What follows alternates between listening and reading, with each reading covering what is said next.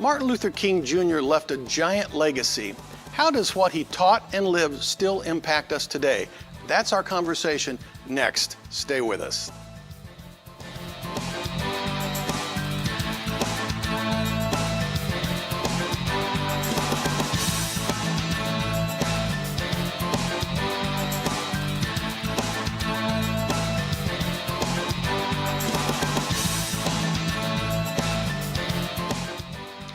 Welcome again to Lakeshore Focus, a weekly show highlighting the key issues, important events, and interesting people in our region. I'm Keith Kirkpatrick. Reverend Martin Luther King Jr. has always been someone I deeply admired. We celebrate his birthday every year in America on January 15th. What does it mean when we pause to consider the impact of his actions, which ended nearly 50 years ago? With us today are two people who practice what he preached, foster the lessons of his legacy, and encourage the enactment of his principles. Meet Laura Odom, who is the Associate Director for the Office of Equity, Diversity, and Inclusion at Purdue University Northwest, and Byron Martin, the Director for Multicultural Programs at Valparaiso University. Welcome to the show. Thank you. It's good to be here today. You know, I have to tell you this, that there was two great people born on January 15th. The other one was my father, so they shared the same, Martin Luther King and my dad shared the same birthday. Oh, we have a third one. My son actually was born on January the 15th. Really? Yes. Okay. So we're in good company. Can you top that, Byron? Do you have anybody you know? No. We'll have to loan you somebody. Please. Or something. Please. Well, one of the reasons I wanted to have you both on the show was both Valparaiso University and Purdue University Northwest really take some time to focus on Martin Luther King and celebrate his life and do some activities every year on January 15th, correct? Correct. How long have how the university's been doing that, roughly?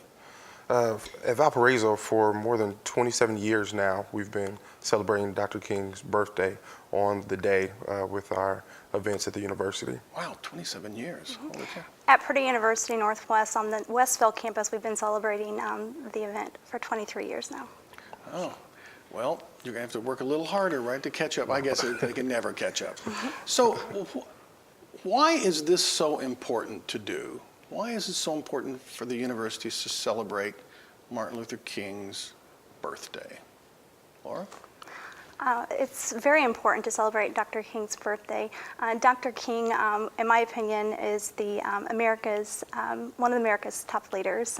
He protested against segregation policies, and the university takes lead on making sure that we have policies in place to ensure that everyone has an equal opportunity in the workforce as well as in the classroom setting. So this program definitely reemphasizes the vision that Dr. King has set forth for us to follow. So it's a great time for individuals from the public as well as the campus community to come together and to remember and reflect and experience what Dr. King's vision is, and to be able to apply that in our daily work in the workforce as well as being citizens in the community. That was a really good answer. Can you do better than that? I don't know if I would even do it try. justice. Yeah, I think at Valparaiso, one of the things that is important for us is that because we have a rich Lutheran history and connection with our institution, that connection is also connected very heavily with Dr. King. We know that he and his father changed their names after having an experience about learning about Martin Luther, who helps them, the Lutheran Church. And so that connection is really connected with our institution very intimately in not only the services and practices that we provide, but it connects with the dream that Dr. King had. And so it's an opportunity for us to remember not only what he did, but also remember how his services, how his practices really push through into things that matter to us today. So how do we actionize or make that truly who we are today? Mm-hmm. So I'm actually old enough to remember Martin Luther King and Dr. King's time and when he was killed and all that kind of thing. What understanding do you think of young people have today of this? So the average college student today, how much do they really know about Dr. King's legacy? I think that's a really tough question. I don't think they know as much as we would want them to. especially connected to his legacy towards the end of his life, right before he died, which is coming up on its 50th anniversary. He was really fighting for against the war in Vietnam. He was fighting still for racial equity and equality, and he was really focused a lot on fair wages and labor and how labor was impacting those that are less fortunate. And so I think they hear a lot about the early King years and the civil rights movement, but I don't think they really hear a lot about the Poor People's Campaign that he was pushing for towards the end of his life. So it's interesting. Again, I know that students vary. I mean, there's probably students who just, I really get it, and some who like, Dr. King, who was that? But Laura, if you walked into a classroom or were with a group of students and you kind of said, why don't you all tell me what you understand about Dr. King? What do you think you would hear? I feel that I would hear that Dr. King was strong about educating others, that we should not judge one another for the color of our skin, that we should look at one another for who we are as our character, so not to make judgments, to not be racist. So that's one key point. Another thing is he was strong on nonviolence, strongly emphasized that we should walk together hand in hand with love and work together and resolve our conflicts peacefully, and not to demonstrate showing hatred to one another. So he was big on nonviolence, philosophy, as well as resolving our conflicts peacefully. Now that's a good answer from you. Do you think a lot of them could articulate that? You articulate it very well. So do you think that they could? Well, I would hope so, and that's another reason why the university is strong about providing that annual program. It'd be nice to have it on a daily basis, but annually we do come together and provide that opportunity for the general public as well as our campus community consisting of our employees and students to reflect upon and to empower one another to stand up and take action to ensure that we're providing an environment on the campus community, but also in the community that we live in, to be able to provide that environment where everyone feels comfortable and safe, and we respect one another for our differences. We don't have to agree with one another, but just to respect that we all are different. But you know today, just in the country, the general climate of America at the moment, we seem to have a lot of people, a fairly significant number, who probably do not share this appreciation for Dr. King. Do you ever experience that on the campus, that you run across groups of people who just don't buy this or think it's fake news or just don't like it? I'll share with you, the university takes matters very seriously. So if one were to ever feel like their environment is being impacted, like their education is being interfered because of comments that are being made that are offensive, we take that very seriously. And so that's part of what I do in my job, is to listen to concerns, but we have no tolerance for that. But what about the freedom of speech side? If somebody says, I don't think what he was doing was that important, and I have a right to say that. Yeah, I think if we're honest, our universities, I think Purdue and Valparaiso, we pull in students from all over the world. And so our campuses are really just microcosms of the greater world. And so there are several different thought patterns and processes and camps that come to play.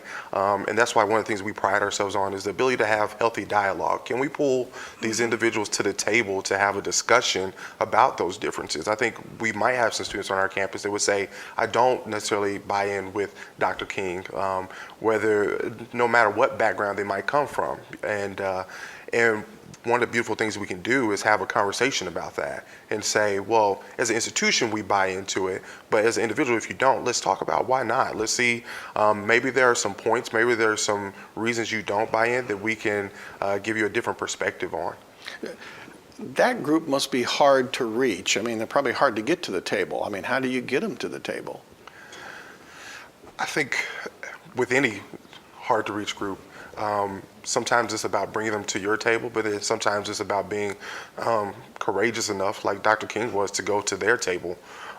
We understand that Dr. King actually had to go to some places that was often unsavory, where people didn't want him there, didn't want to have that conversation. And so we have to truly live out King's mission and sometimes go to those places and make our presence known and have those conversations that are difficult to have. At both of your campuses,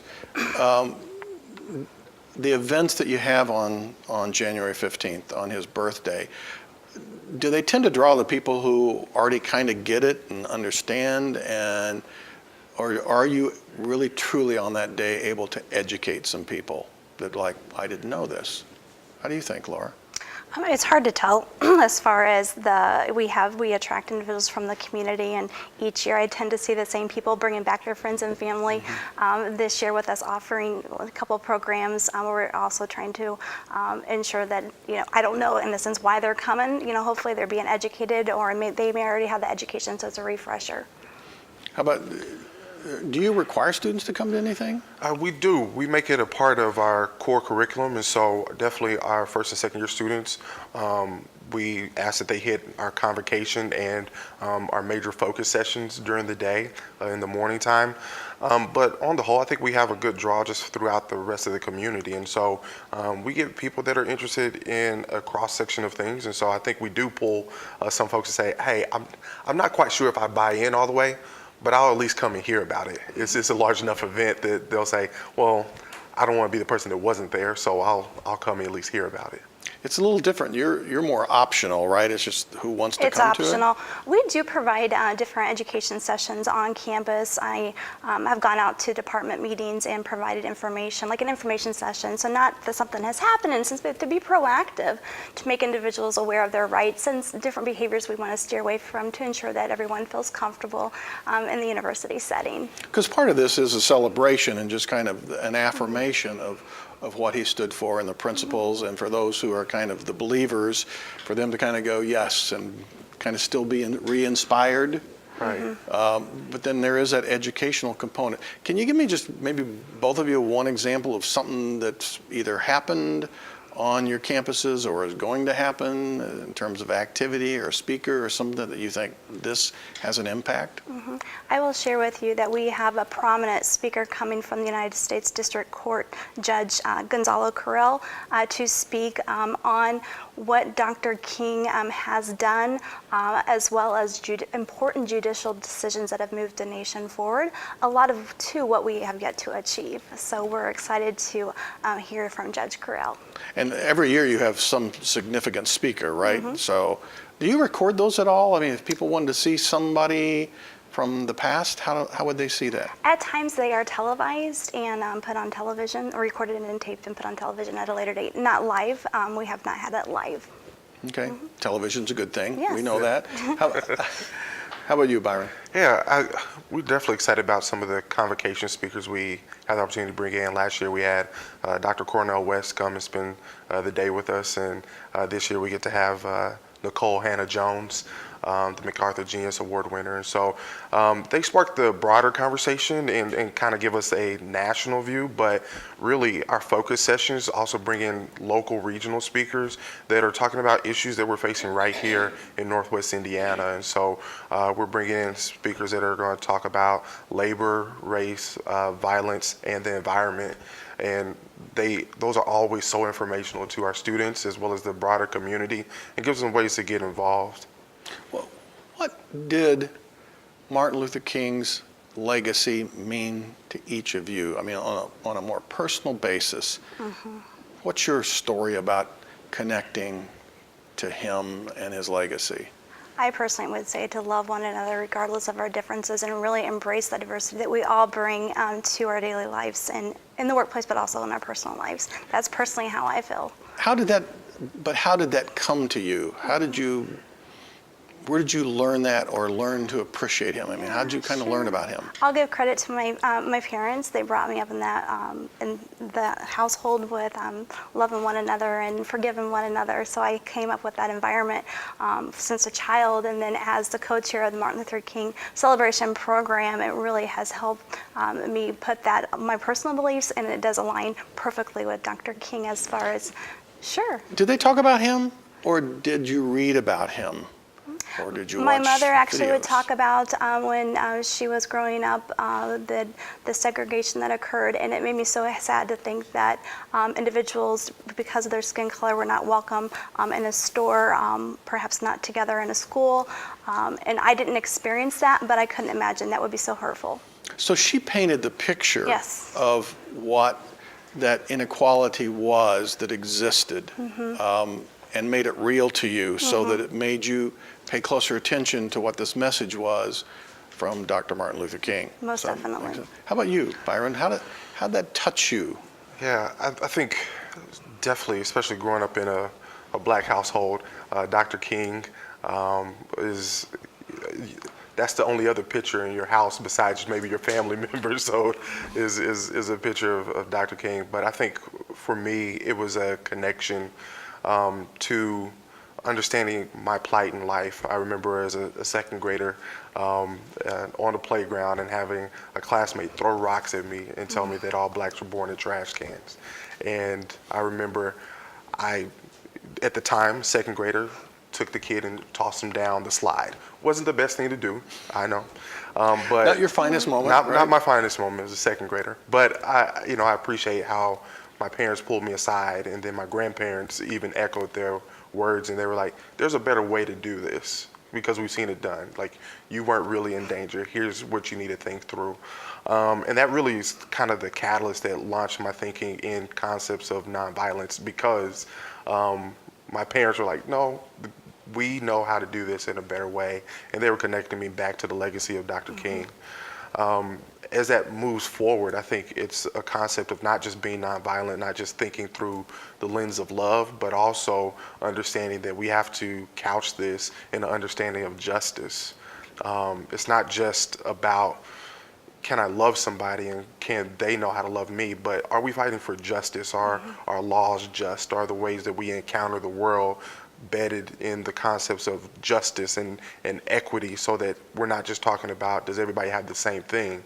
Does everybody have what they need to thrive in the context that we exist in? Yeah, we Americans love to do the it's not fair thing, and there's a huge difference between, how do you explain the difference between fairness and justice if somebody says that to you? What do you say makes the difference? Because you do hear that, well, this is not fair, right? This is not fair. It's not fair that they don't get a job or whatever. Yeah, I think one of the things is that we have to go back and really understand concepts of fair, and understand that when we actually look at the base of fairness, it's actually rooted in the concept of justice. Justice is this concept where everybody is connected and we're all existing in the same context. So what I need to survive in this context may be slightly different than what you need to survive and thrive in this context and reach that ultimate goal. And we need to be open to making sure that we adjust to everybody's needs. So if we're talking about fairness inside the colloquial term of fairness, then we're saying, does everybody have the same thing? I think fairness sometimes is that perception of, this is what I think's fair and what you think's fair, but justice seems to come from a higher source or kind of a higher standard, that it ought to be up here. That's what fits with equity and those kind of things. Given the temperament of the country right now, I mean, it seems like this is so much more important to be doing than maybe it even has in the past. Have you guys ratcheted it up a little bit or pushed the agenda a little harder in some ways to make get this message out? I know on our campus we are working to kind of get the message out a little bit more and make sure that everybody knows that it's something that's accessible to them. That's why we work to make sure that the entire day can be free, so it's accessible to everybody in the community.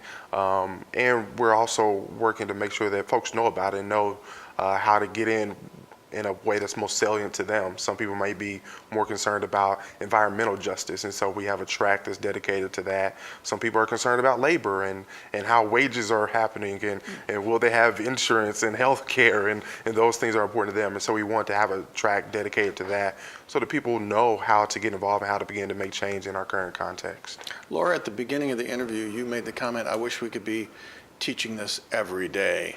So what does your office, what do people on your campus who are trying to promote this beyond just January 15th, what are the kind of things you're trying to do? So I mentioned earlier the information sessions, going out to the academic departments, but also looking at the administrative units and being proactive to touch upon the supervisors and even perhaps touch upon the employees, so that way they know what their rights are if they were to ever experience anything. So that would be one thing.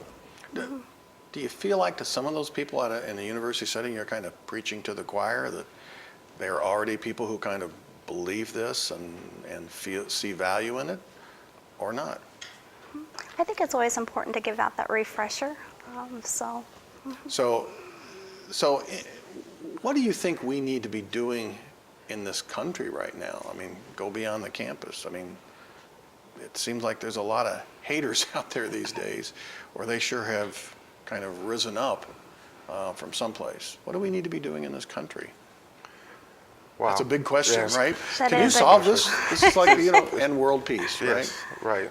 I think the first thing we need to do is that, especially in the places that we can control, which is in higher education, is that we have to give our students the tools to have healthy dialogue as they leave our campuses. So one of the things that we're focused on is, hey, do you know how to have civil discourse? Do you know how to talk to individuals where it doesn't turn into a shouting match, or where it doesn't turn into a 140 character spew through an iPhone?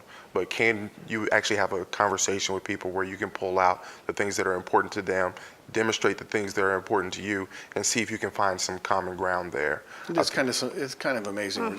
We're trying to teach civility to people today, just respect and common courtesy. How do we do that? Laura, how do we teach that to people who don't Well, seem to get I know it? that we require all of our incoming students to take a Respect Boundaries training program that's online. The university takes that so seriously that if they do not complete the training, that we put a hold on their account. They're not able to register for the following semester. You guys are mean. So Does that no, really it's follow his not, but it just principles? sends a message out there to make people aware of, what are our policies, what are our procedures, and we don't want anyone, we want them to know where they can come for help, but it also prevents things from happening too. So give me an example of a message that you would give to somebody about Sure, how sure. you Well, have one to- of the things that we talk about is bystander intervention to perhaps prevent something from happening, or if you were to experience something, then here are some things that you can do. So that's part of that program. But what's the message you give people to not be part of the problem? Because that's kind of what to do if there is a problem. Sure, How sure. do you tell them to not be part of the Well, problem? we have a code of conduct that is communicated on the syllabus for our students. So that is something that is communicated on day one from our faculty members to our students. That way they know what the expectations are. So the code of conduct is critical. We have Fostering Respect, creating community booklets that are provided to our employees, and that's available online too. So we're able to touch upon the environment in higher education, both for our employees and our students, through different policies and procedures, and communicating that in print documents as well as online. So a lot of that's about respect. So in our last few moments here, just why should somebody, a quick kind of answer, why should somebody really attend outside the universities, perhaps come to the universities, or any place that's doing a celebration of Martin Luther King? Why should they do that? I think This is your pitch. Yeah, this is the. I think the first reason they should do it is because we all need that opportunity to refresh ourselves. So you're saying, is it the choir? Is it, are we preaching to the choir? Yeah, but the choir needs rehearsal too. And so sometimes we want to make sure if we're gonna have a good choir, they need to rehearse and make sure they're equipped and ready to go with the new numbers, the new knowledge, the things that are gonna help them express the conversation. I like that about the choir. So just real quick, why should they come? I believe that individuals should come to this so that way we can all together hear the message, what the vision that Dr. King has left for all of us, to reflect upon what has been accomplished, but to also kind of get a plan in place, do that self-assessment. What can I personally do to move us forward to hopefully fulfill Dr. King's dream and vision? Well, I'm glad you ended with the dream, at least so people ought to at least watch that speech, right? And hear those words. Thank you both for being on the show. Really appreciate it, and I definitely appreciate the work you're doing, and continue to have that impact on all those students you're touching. Thank you so much, Keith. You bet.